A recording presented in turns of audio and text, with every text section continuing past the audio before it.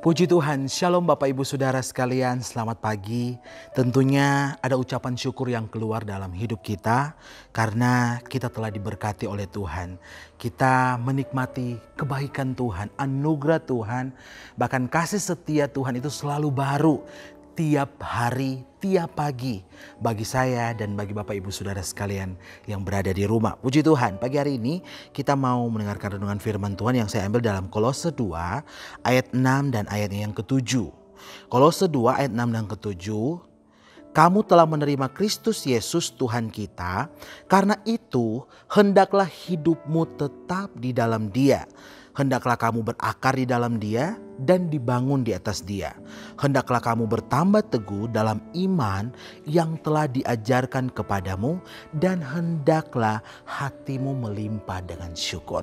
Puji Tuhan, firman Tuhan yang begitu luar biasa mengingatkan kita, datang dalam kehidupan kita. Melalui Rasul Paulus, dia menyampaikan firman Tuhan lewat ilhaman daripada Roh Kudus. Dia sampaikan kepada jemaat yang ada di Kolose, bahkan bagi setiap kita yang mendengarkan firman Tuhan. Baiklah hidup kita tetap di dalam Dia, tinggal di dalam Dia. Kenapa Bapak Ibu Saudara?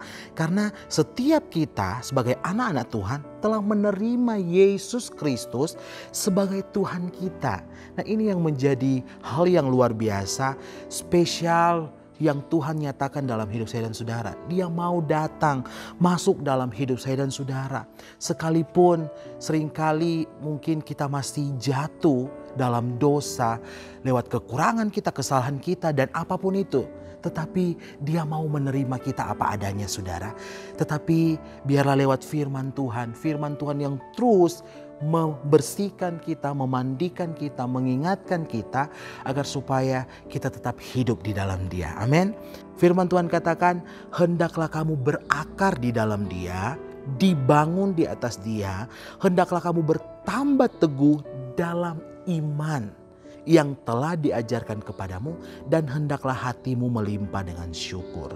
Saudara, kita hidup di akhir daripada akhir zaman.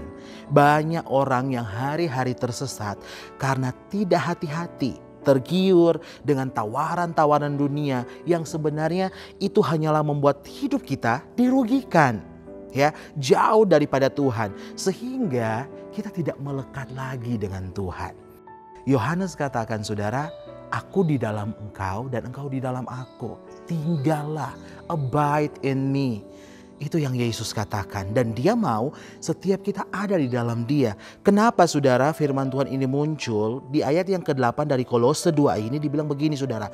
Hati-hatilah supaya jangan ada yang menawan kamu dengan filsafatnya yang kosong dan palsu, menurut ajaran turun-temurun dan roh-roh duniawi, tetapi tidak menurut Kristus. Ini saudara yang harus kita waspadai hari-hari ini. Sebagai anak Tuhan, kita percaya kepada Tuhan, kita tinggal dalam Tuhan.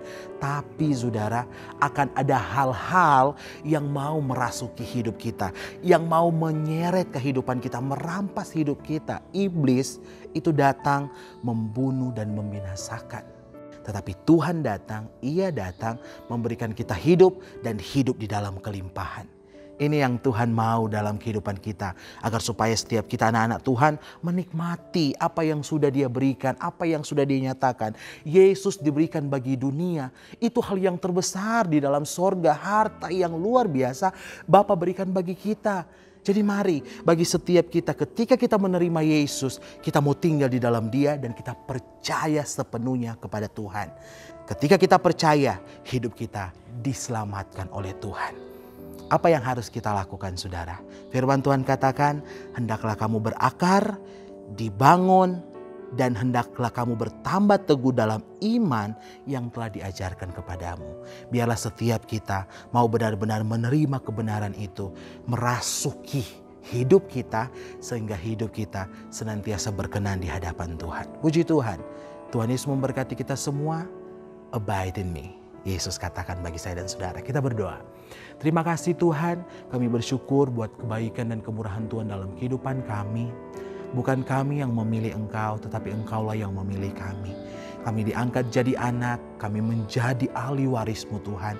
Biarlah setiap kami mau tinggal di dalam Engkau, mau tinggal di dalam kasih karunia-Mu Tuhan, dan buat hidup kami semakin hari semakin dekat dengan Engkau, semakin berkenan kepada Engkau Tuhan. Ada hal yang salah dalam hidup kami, kekurangan, kelemahan, dosa kami, ampuni kami. Biarlah Tuhan kami mau belajar datang kepada Tuhan dengan penuh keberanian kami. Seringkali iblis merasuki kami, seringkali mengintimidasi kami. Tetapi Tuhan, kami mau belajar dengan ucapan syukur.